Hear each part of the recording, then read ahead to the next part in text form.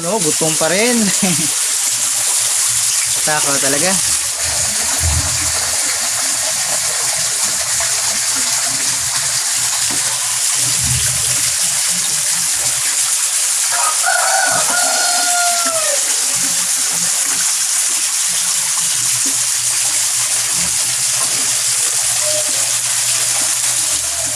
So yun kahabi, yun po yung update natin dito sa mga bagong koi na galing sa quarantine pan na nilipat natin dito sa ating main pan.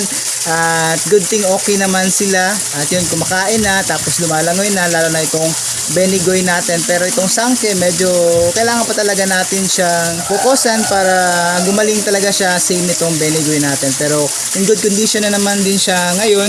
Medyo nag-improve talaga yung condition niya compare nung kina-quarantine or bagong dating pa lang siya dito sa atin. So yun mga kahabi, yun po yung update natin sa kanila. Abangan nyo na lang po yung mga next uploads natin. So yun, dito na po muna mga kahabi.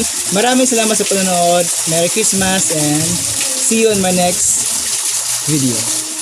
Peace out!